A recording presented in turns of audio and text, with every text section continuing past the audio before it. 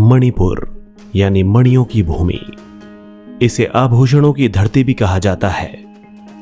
इस राज्य को यह नाम अपने प्राकृतिक सौंदर्य की वजह से मिला। हालांकि 1724 के पहले तक इस इलाके को इस नाम से नहीं जाना जाता था। तब इसका नाम था कांगलेइपाक। मणिपुर को उसका यह खूबसूरत नाम मिला सन 1724 में और इसे देने वाले थे यहाँ के महाराजा गरीब नवाज। उन्होंने साल 1709 से 1751 तक इस क्षेत्र पर राज किया। उन्होंने ही सन 1717 में हिंदू धर्म को मणिपुर में स्थापित किया था। गरीब नवाज के बचपन का नाम था पमहीबा। वो मणिपुर के राजा चराई रोंगबा की छोटी रानी नंगशेल छाइबी के बेटे थे। मणिपुर में उन दिनों एक प्रथा थी कि बड़ी रानी के अलावा बाकी रानियों के बेटों को मरवा दिया जाता था। ऐसा इसलिए होता था ताकि बाद में उत्तराधिकार को लेकर झगड़े ना हो। इसीलिए पमहीबा के पैदा होते ही नंगशेल छाइबी ने उसे नागा सरदार के यहाँ गुपचुप तरीके से भिजवा दिया। राजकुमार पमहीबा की परवरिश वहीं पर हुई थी। इस बीच जब बड़ी रानी को पता चला कि पमहीबा जिंदा है तो उसने उसे मरवाने की तमाम कोशिशें की, लेकिन वो कामयाब ना हो सकी। बड़ी रानी पमहीबा को मरवाना तो चाहती थी, लेकिन उसके खुद की कोई औलाद ना थी। वक्त बीता तो चराई रोंगबा को अपने उत्तराधिकारी की चिंता सताने लगी। उन्हें जब पमहीबा के बारे में मालूम चला तो वो अपने बेटे को वापस महल में ले आई। इस तरह से पमहीबा को मणिपुर की सत्ता मिली। आपको बता दें कि पमहीबा का संबंध मैतेई वंश से था। इतिहासकार बताते हैं कि पमहीबा ने ही मणिपुर में हिंदू धर्म की स्थापना की थी।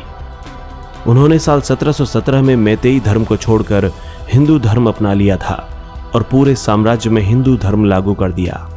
इस तरह से वो मणिपुर के पहले हिंदू महाराज हुए। तकरीबन 4 दशकों के उनके शासन में उनकी लोकप्रियता इतनी बढ़ गई थी कि उन्हें महाराजा गरीब नवाज के नाम से लोग पुकारने लगे। पमहीबा को भी ये पर्शियन नाम पसंद आया और वो खुद भी अपने लिए इस नाम का इस्तेमाल करने लगे थे।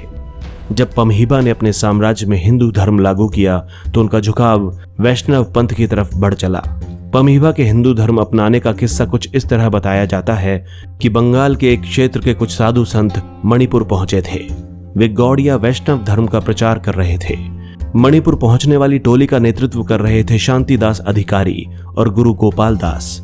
उन्होंने राजा पमहीबा से बातचीत की और उन्हें हिंदू धर्म अपनाने के लिए मना लिया। पमहीबा ने खुद हिंदू धर्म अपनाने के साथ मैतेई धर्मावलंबियों को भी हिंदू धर्म अपनाने के लिए तैयार किया। साल 1724 से पहले मणिपुर का नाम भले ही कांगलेइपाक था, लेकिन तमाम जगहों पर इसके दूसरे नाम भी मिलते हैं। पड़ोसी राज्य मणिपुर को अलग अलग नामों से पुकारते थे। इतिहास में जिक्र मिलता है कि बर्मा के लोग इस राज्य को कथे कहा करते थे, जबकि असम के लोग इसे मोगली नाम से पुकारा करते थे। इतिहास के कई अन्य स्रोतों में मणिपुर का नाम मिकली, मैत्रबाक, कनलईपुम और पोंथोक्लम भी पढ़ने और सुनने को मिल जाते हैं। गरीब नवाज यानी कि पमहीबा ने सन 1751 तक मणिपुर पर शासन किया। इस दौरान उन्होंने बर्मा के तोंगो वंश के खिलाफ कई लड़ाइयां लड़ी। बर्मा के विरुद्ध युद्ध की शुरुआत तब हुई जब वहां के राजा ने गरीब नवाज की बहन का अपमान किया था। इतिहास की किताबों में लिखा है कि बर्मा के राजा ने राजकुमारी के बजाय गरीब नवाज की दूसरी बहन से शादी का प्रस्ताव रख दिया था। मणिपुर के राजा को यह राजकुमारी का अपमान लगा। इस युद्ध में खूब खून बहा। गरीब नवाज की सेना ने बर्मा के कई सैनिकों और दरबारियों को युद्धबंदी बना लिया। बाद में भी उन्होंने बर्मा पर कई आक्रमण किए और साथ ही साथ खूब लूटपाट भी की। इस तरह गरीब नवाज का साम्राज्य बढ़ता रहा। हालांकि जीवन भर बर्मा के साथ युद्ध लड़ते रहे गरीब नवाज की मौत भी बर्मा से लौटते वक्त ही हुई थी।